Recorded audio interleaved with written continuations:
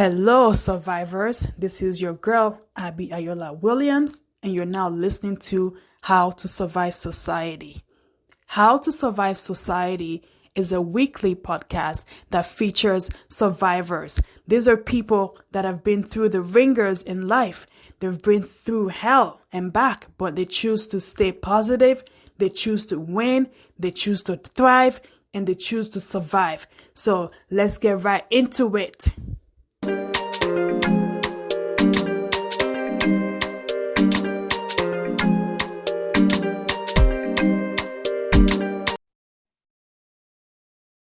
Hello, survivors. Thank you for tuning in to another episode of How to Survive Society. Today, I have a very special guest. His name is Johnathan Melrod. Am I pronouncing your last name right? That's right.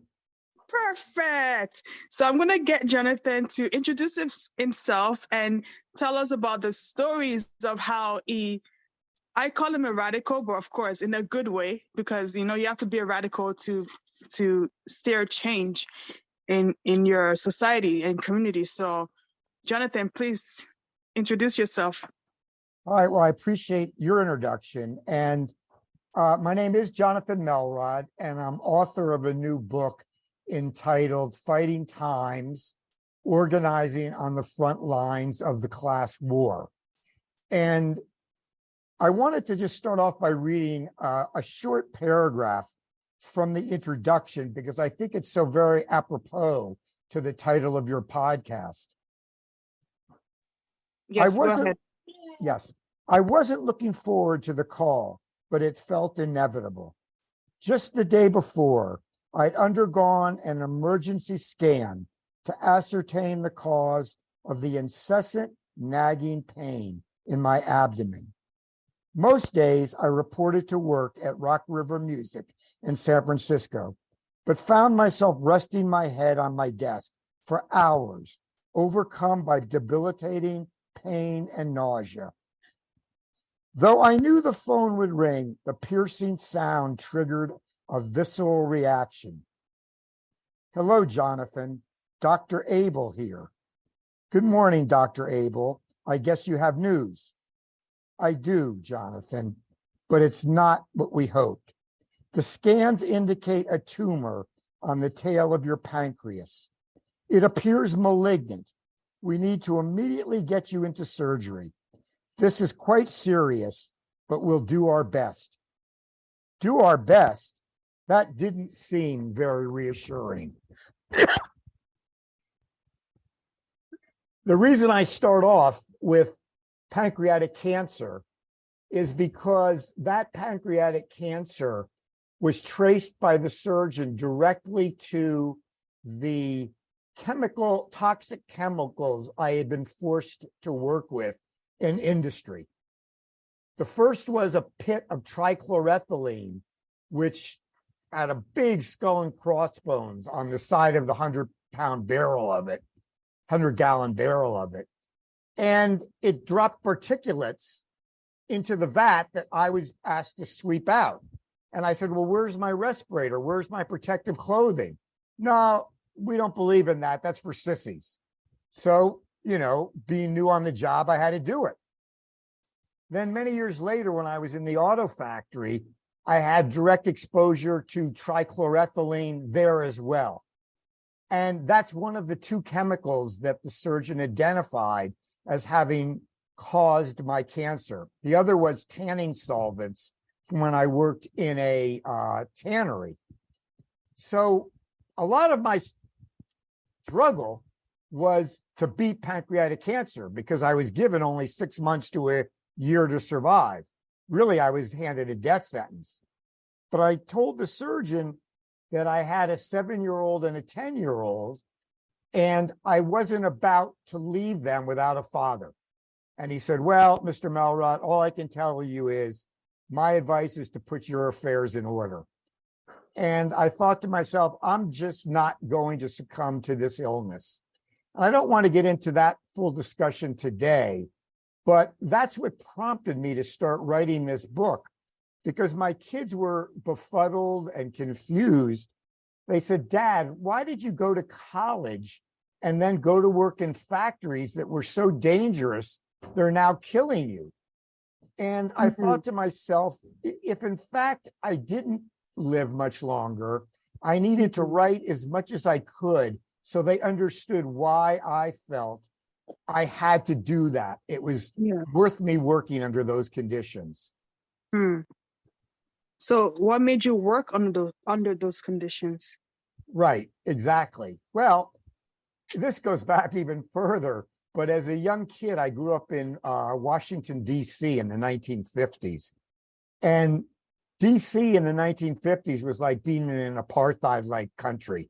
The color barrier was just insurmountable. I mean, from little things I noticed as a kid, that the buses in the white part of the city, the Northwest quadrant, were air conditioned. And there wasn't a single bus air conditioned in the rest of the city, which was mostly African American. Well, you know, that's just what struck me as a kid. Why is this? And there were many incidents like that, seeing a chain gang of Black prisoners on the side of the road with these big, overweight white guards on horses with shotguns. And at an early age, I began to feel like there was just a basic inequity. I mean, as a kid, it's like, why aren't we all treated the same? Particularly when there was an attempt to integrate our amusement park by students from Howard University in DC, and the white racists were violent, and they poured bleach into the pool, and it was shut down. Are you kidding me? Wow. Oh, no, absolutely. And I was only 10 years old. And so here I was. Well, now none of us can swim. Kind of like, what the hell is with these people? You know, none of us can swim. And it's just because they didn't want Black kids in the pool. You know, so that set me on the path that I followed. And it was to join the Civil Rights Movement in 1965, the Student Nonviolent Coordinating Committee in DC, and also to join the anti-Vietnam War movement. In 1967, across the country, we set out to block induction centers, to block inductees from being shipped to Vietnam. And that really started me on a lifetime of dedication to political activism.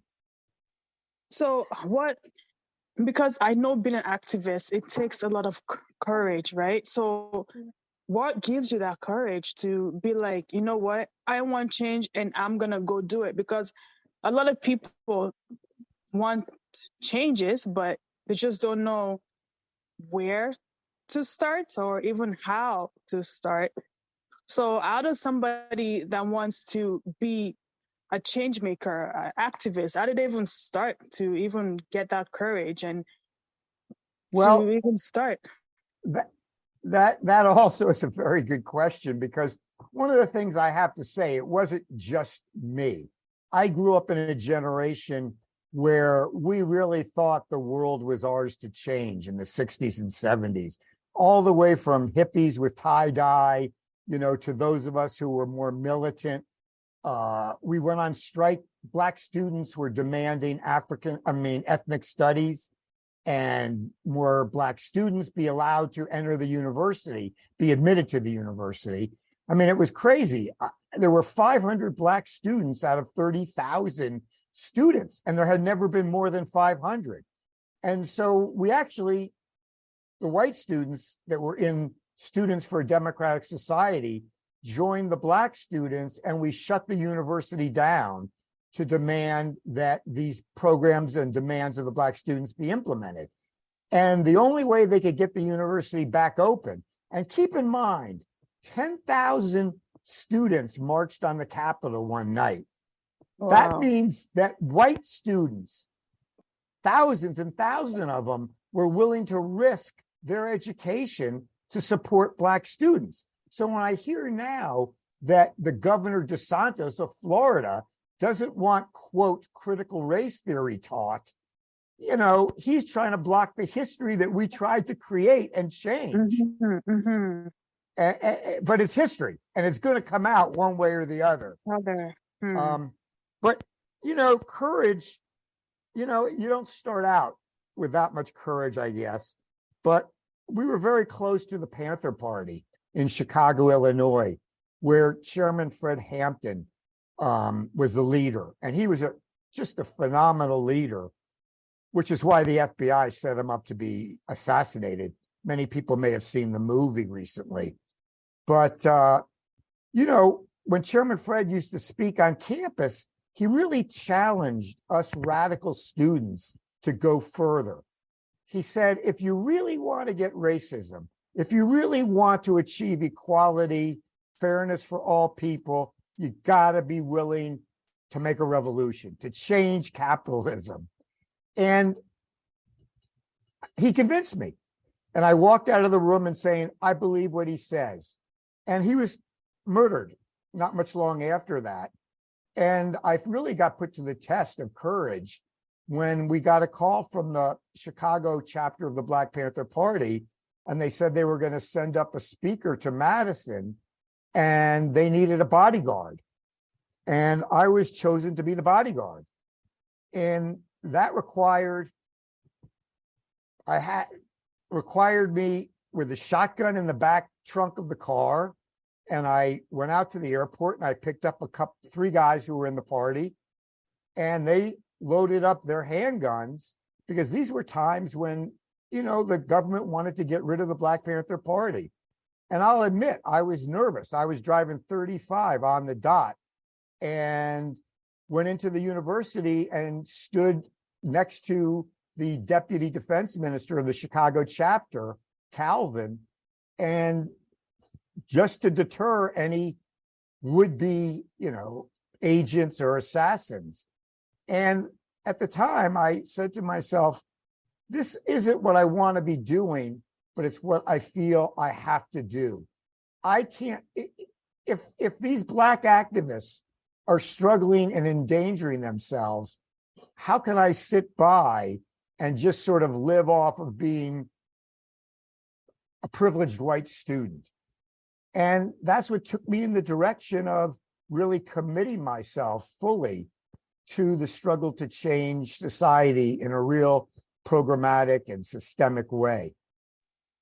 That's amazing. And I applaud your courage, because like you said, a lot of people, especially the ones coming from privileged background, wouldn't do what you did because they're already privileged. So it's like they have nothing to fight for, or they don't really care what's happening if it's not happening to them, right? This is just some people way of thinking. I'm not saying all privileged people think like that, but I applaud you for thinking differently and fighting for what is right. Well, Because, thank you. yes, you fought for what is right. So at one point you said the FBI was after you, and is the reason why? Because what was the reason? Because you were working with the Black Panthers? Is that Yes. why they were after you? Yes. It's interesting. If people are listening who are interested in really checking it out, if they go to my website, which is www.jonathanmelrod.com, I posted the FBI documents on there. And there's a document in 1969 where the FBI wrote a memorandum. I used to be responsible for selling the Black Panther Party paper on campus. And I had a team, and we used to sell some 350 papers a week to mostly white students. And the FBI had apparently tapped my phone, or maybe they could do the tap on the Chicago Panther office and track where the phone call was coming from. But they said, begin to put Johnathan Melrod on our radar because he's known to associate with Black nationalists and dangerous Black revolutionaries. And it was selling the Panther paper that landed me on the radar to begin with. And it followed me through a lot the rest of my life. After Madison, I was among some 10,000 students who decided that if we were really going to make change to society, we couldn't do it on a campus. That was like, you could convince everybody or a lot of other people, but it was the bigger society in large. So we went to take jobs in working class neighborhoods and in industrial jobs in Milwaukee and in other cities, of course, around the country. And we began to organize to try and develop a greater consciousness among workers of what our common struggles were. And that ranged all the way from us bringing in the issue of 3 Panthers who were on trial for falsely accused of shooting a cop, to the issues in the shop that are everyday fights, like when they speed up the assembly line and people can't keep up. We led the first struggle to fight the speed up, as it's called. And that brought us into a lot of confrontation with the company because we refused to work faster than the prior pace we were working at. And a lot of cars went down the assembly line without parts in them. And finally, the company gave up and said, all right, we're going to take work off everyone's job and we're going to hire new workers, which is what we wanted to do. So we wanted them to hire people rather than work other people overtime and on Saturdays and faster. And I began to realize as I continued to work in industry that there were really 2 prongs for our organizing. We formed a caucus in the union. That was a caucus of us people who felt that we needed to make the union more democratic, more transparent, more militant, and more representative of all of the workforce. And to do that, we had 2 prongs. One was fighting white chauvinism and racism by both the union and the company. And the other was fighting the misogyny and discrimination against women. Those were 2 points of conflict that were always present in the factory situation. I mean, a foreman who'd come up to 2 black women working on the assembly line, and he pointed his fingers like a gun, and, you know, with his thumb up and his finger forward, and he pointed them and say, bang, bang, 2 dead blackbirds. And then he actually went up to one of the women and said, you know, you're a pretty good worker and look pretty good, but you're flat chested. And we just tore into him. We had a newsletter. We exposed him. People worked in that area, harassed that foreman. Every time he picked up a screw or a bolt, which was union work, not management work, we'd write him up, which meant we'd be paid an hour for him doing that work. And we just went after him. Another example was a black worker. He went up to him, he didn't feel that the guy was working hard enough. He threw a 35-pound air gun at him and called him a lazy MF N-word. I'm not going to repeat it here. Mm-hmm. So this guy was really bad news, but the company knew it, and they let it go on until we made it impossible for him to be able to work in that section, and he was fired. Good. Thank you for doing that. Sometimes people have to pay for them to know that what they're doing is wrong. You know, it's like, just leave them, let them do their work. Why are you bothering people for no reason because of the skin of their? I don't understand how some people think. But I wanted to get your opinion on the pandemic that just happened, right? You know, there's a lot of things people are saying. People are saying it's a planned pandemic, like a plandemic, where the government wanted to have more control over the citizens. And then some people believe they believe everything the government says to them, you know, like, oh, the vaccine works, you know, stuff like that. So what's your opinion about the pandemic that we are still kind of going through, even though people think it's over, but I feel like it's still lingering. And if we're not careful, more will come, because I feel like this was a test run to see how people will react. And then the worst is yet to come. That's what I feel. But what's your opinion?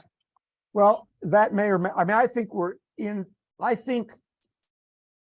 in a lot of ways, what human beings have done to the environment and to the earth are coming back to punish us in ways that we would have never anticipated. I mean, if you take a look at East Palestine in Ohio, where that chemically laden train, jumped the track and then they burned it and that created more problems. I mean, you can't be dumping poisons and, into the water, into the earth, into the air, and expect people to be able to be healthy. When it comes to the pandemic, I mean, I'll honestly say I don't really believe in much conspiracy theory. I believe that the pandemic was definitely real. I mean, I got sick. And I believe that the vaccines were helpful, not in curing it, but in keeping people of my age group who have health problems like I do from cancer, and I had surgery on my lungs to remove a tumor, kept us out of the hospital. So I do believe that in this case, the government was putting out a vaccine that was helpful. Now, that being said, I can really understand the mistrust of people toward the government because I have a hard time trusting them on most issues. I mean, if you go back to the days of the Tuskegee experiments, where I can't remember all the details, but they took Black people and were injecting them, was it with syphilis? Syphilis, yeah. Yes, yeah, exactly. So, I mean, for Black people to be skeptical of the government being their allies, yeah, being their allies is a questionable and dangerous proposition. But I think you have to get to the root of all these things and not allow yourself to. Well, let's just look at what's coming out right now. Right now, it's coming out that the Fox News media hosts knew that what they were saying about the pandemic was untrue. They were writing to each other in memos, and they knew that the claims of election fraud were false. They write memos to each other, but we've got to stick with the story or we'll lose our ratings.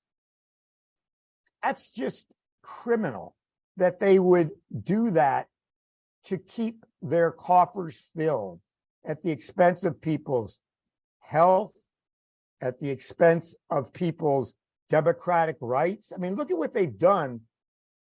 I mean, my God, yesterday I read, was it Georgia, where they now have a law that anybody can challenge anybody's ballot, and 90,000 people were challenged in the last election, all of whom basically were Black, and they've all got to now establish their right to vote again.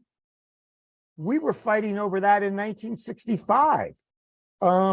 So when society moves in a very right-wing, conspiratorial, conservative direction, I don't think it's helpful for all of us.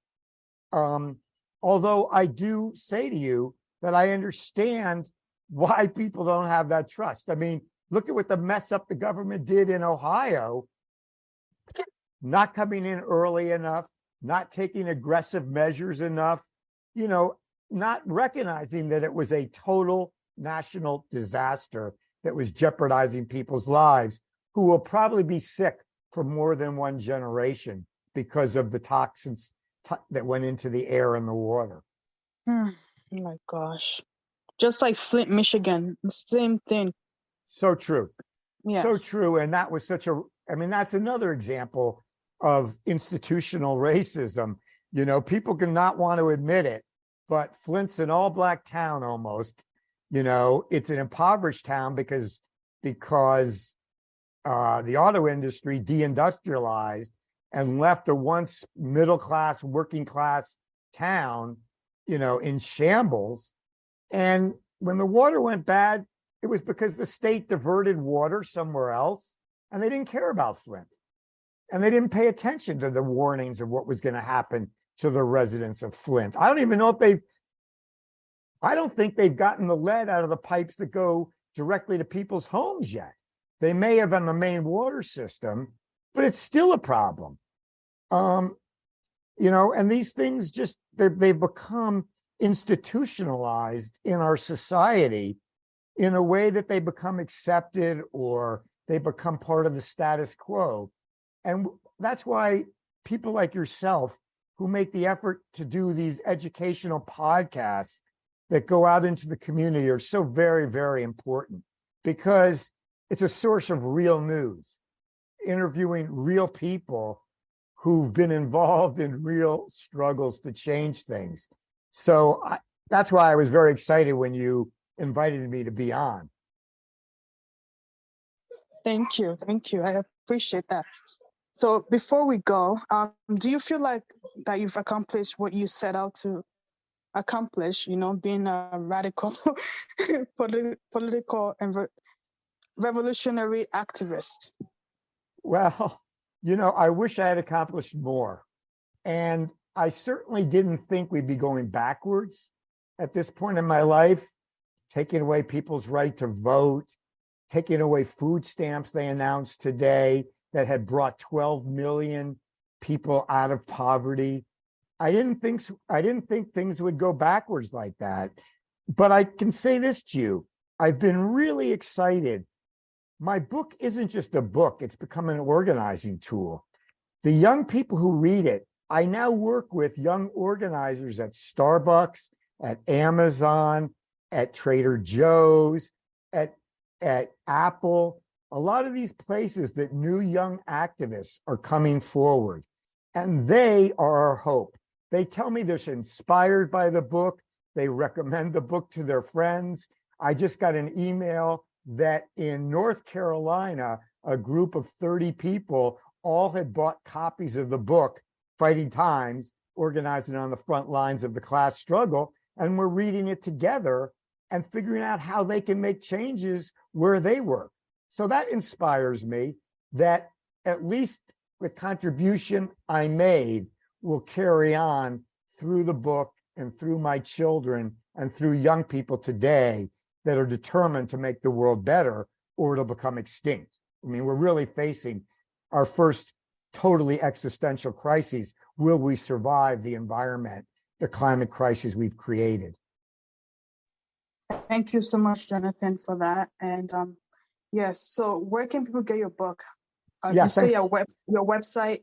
Go ahead. Yeah, the website is really the best place to go, because they can look at some other things they might find interesting, like these FBI documents that might surprise people how much they thought a labor activist should be tracked, and they got me fired multiple times. But also, if you go to the www.jonathanmelrod.com, the landing page takes you directly to the publisher, where you can put in the code fighting and get the book for 40% off. So it's very affordable for everyone.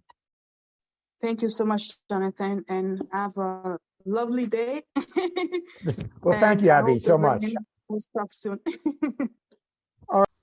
Big thank you to our guest for today. And if you would like to learn more about today's topic, please go on howtosurvivesociety.com. There you can get some life skills courses and some merchandise, and contact me if you would like to be a guest on the show. So thank you so much for tuning in, and have yourself a lovely day.